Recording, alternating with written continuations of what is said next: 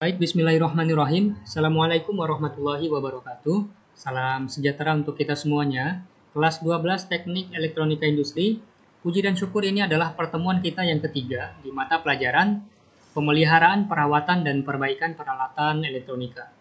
Walaupun kita tidak bisa bertatap muka, namun kita tetap dipertemukan secara virtual di mata pelajaran Pemeliharaan, Perawatan, dan Perbaikan Peralatan Elektronika. Semoga keinginan kita untuk tetap menuntut ilmu dibalasi oleh Tuhan Yang Maha Esa dengan pahala yang berlipat ganda. Sebelum kita masuk ke materi hari ini, tentunya Bapak informasikan kepada kita semua terkait dengan meningkatnya kembali pasien COVID. Bapak menginformasikan, Bapak menghimbau untuk tetap menjaga protokol kesehatan, gunakan masker kalau keluar ruangan, dan setelah beraktivitas jangan lupa mencuci tangan, tetap jaga jarak.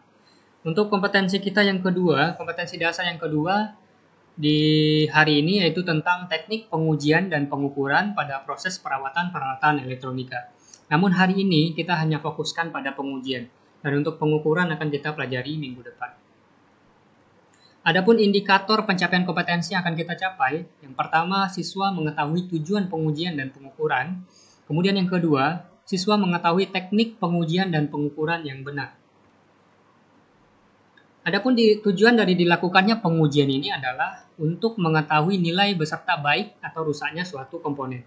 Nah, di minggu yang lalu pada video pembelajaran kita sudah melihat bagaimana seorang teknisi memperbaiki sebuah lampu elektronika, di mana tindakan yang beliau lakukan adalah dengan menelusuri, menganalisa, dan mencek satu persatu komponen yang ada pada lampu tersebut. Apabila nanti sudah dicek, sudah dianalisa, sudah diketahui di mana bagian yang rusak, maka komponen tersebut yang akan diganti. Nah, itulah tujuan dilakukan pengujian.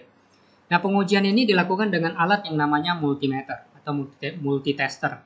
Nah, sebelum kita menggunakan peralatan ukur ini atau multimeter ini, perlu kita kalibrasi terlebih dahulu. Tentunya kalian semua sudah tahu, sudah paham bagaimana cara mengkalibrasi sebuah multimeter. Nah, ada beberapa komponen yang akan kita pelajari untuk melakukan pengujian pada hari ini, yaitu yang pertama resistor, kemudian komponen dioda, transistor, dan ada komponen lainnya. Kita mulai dari komponen resistor terlebih dahulu. Nah, pengujian pada resistor ini dilakukan dengan dua cara, yaitu pengecekan kondisi baik atau rusak dan pengukuran nilai tahanan. Nah, dalam pengujian diharapkan melepas dari aliran listrik. Nah, jadi resistor tidak boleh dialiri oleh arus listrik. Kenapa? Karena bisa merusak multimeter. Karena nanti akan terjadi hubungan singkat.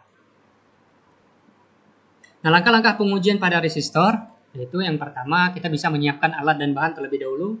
Kemudian mengarahkan saklar pada posisi on. Dan lakukan kalibrasi. Jika jarum tidak tepat pada angka 0, maka atur pada posisi 0. Nah, ini tujuan dari dilakukan kalibrasi ini adalah untuk keakuratan hasil pengukuran. Kemudian menempelkan masing-masing ujung colok pada kaki resistor. Boleh dibalik ya, kaki positif dari multimeter atau kabel prob hitam ditempatkan pada satu kaki, misalnya kaki kanan, kemudian prob merah ditempatkan pada kaki kiri. Atau dibalik juga nggak apa-apa, karena sebuah resistor tidak mempunyai polaritas. Nah, bagaimana hasilnya? Dinyatakan baik bila jarum akan bergerak menunjukkan nilai tahanan tertentu. Kemudian dinyatakan rusak apabila jika alat ukur tidak menunjukkan nilai tertentu.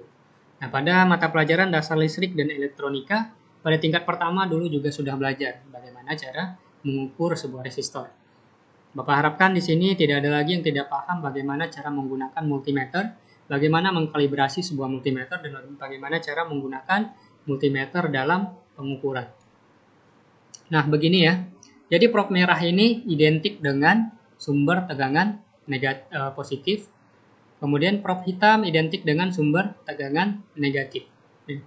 Jadi sebelum alat multimeter ini digunakan, dikalibrasi terlebih dahulu, di mana probnya ditempatkan pada bagian ohmmeter atau pada pengukuran tahanan. Nah, caranya seperti ini, kita hubungkan ke satu kaki, misalnya prob positif dihubungkan ke kaki kiri, kemudian prob negatif atau Probe yang berwarna hitam kita hubungkan ke kaki kanan. Dan begitu sebaliknya, boleh. Jadi kalau misalnya jarum menunjukkan angka tertentu, maka berarti resistor itu terindikasi baik. Kemudian yang kedua, pengujian kapasitor. Nah, langkah-langkah pengujian kapasitor masih sama dengan resistor. Sebelumnya kita perlu mengkalibrasi multimeter terlebih dahulu. Kemudian singkatkan kedua kaki kapasitor agar muatan listrik yang sudah ada bisa terbuang terlebih dahulu. Jadi cara singkatkan kapasitor itu bisa dengan langsung menghubungkan kaki positif dan kaki negatifnya, ya. Jadi bisa langsung menghubungkan kedua kakinya agar terjadi hubungan singkat. Ini digunakan agar muatan listrik yang sudah ada bisa terbuang terlebih dahulu.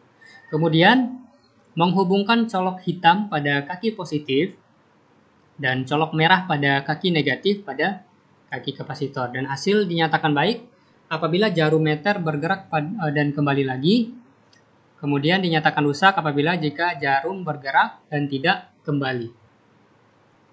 Seperti itu ya. Bila jarum bergerak dan kembali lagi, tetapi tidak pada nol penuh, jarum tidak bergerak sama sekali. Nah, ini indikasi apabila dinyatakan rusak ya. Jadi ada 3 indikasi sebuah kapasitor dinyatakan rusak. Yang pertama, jika jarum bergerak dan tidak kembali lagi. Kemudian bila jarum bergerak dan kembali lagi, tetapi tidak pada angka nol penuh. Kemudian jarum tidak bergerak sama sekali. Nah, begini ya cara mengukur sebuah kapasitor, di mana kaki probe positif pada multimeter kita tempatkan pada kaki positif pada kapasitor, kemudian probe negatif kita tempatkan pada kaki negatif kapasitor. Namun sebelumnya kita perlu singkatkan terlebih dahulu ya, dengan cara menempelkan kaki positif ke kaki negatif. Baik, kita lanjutkan ke pengujian dioda. Masih sama, kita perlu mengkalibrasi multimeter terlebih dahulu, kemudian menghubungkan colok hitam pada kaki anoda dan colok merah pada kaki katoda. Hasilnya dinyatakan baik bila jarum pada ampermeter bergerak dan dinyatakan rusak jika jarum pada ampermeter sama sekali tidak bergerak. Nah, jika pengujian dibalik, dinyatakan baik apabila jika jarum meter diam, kemudian dinyatakan rusak apabila jika jarum bergerak. Nanti kalian bisa baca kembali dan bisa memahami. Jadi cara mengujinya seperti ini ya, kita menggunakan forward bias. Kita menggunakan forward bias atau bias maju. Oh, di sini harus maju. Jadi teknik yang kita pakai di sini adalah secara reverse bias. Secara reverse bias atau bias mundur, di mana probe positif ini ditempatkan pada kaki katoda, kemudian probe negatif ditempatkan pada kaki anoda. Apabila jarum bergerak menunjukkan angka tertentu, maka dioda ini dinyatakan dalam keadaan baik. Kemudian pengujian transistor. Masih sama, kita perlu mengkalibrasi multimeter terlebih dahulu, kemudian menempelkan colok hitam pada kaki basis. Colok hitam ini berarti probe negatif pada kaki basis, kemudian colok merah pada kaki emitor. Nah, hasilnya dinyatakan baik apabila jarum bergerak, selanjutnya memindahkan colok merah pada kaki kolektor. Nah, jadi probe hitam tadi kita tidak probe yang terletak pada basis tadi tidak usah diganti. Kemudian yang tadi probe yang kita pakai untuk ke emitor sekarang diganti ke kolektor. Jadi dinyatakan baik apabila jarum bergerak dan dinyatakan rusak apabila jarum penunjuk tidak bergerak sama sekali. Nanti bisa dibaca lagi, bisa didalami lagi bagaimana cara menyatakan sebuah transistor baik atau tidak dengan cara melakukan pengukuran. Nah, kurang lebih seperti ini ya. Jadi probe hitam tadi ditempatkan pada kaki basis, kemudian probe merah nanti diganti-ganti. Bisa ditempatkan pada kaki kolektor pertama, kaki emitor, apakah jarum bergerak, kemudian setelah itu pindahkan ke bagian kolektor.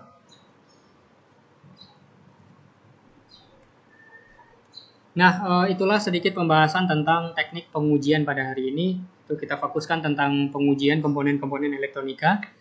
Semoga bisa dipahami.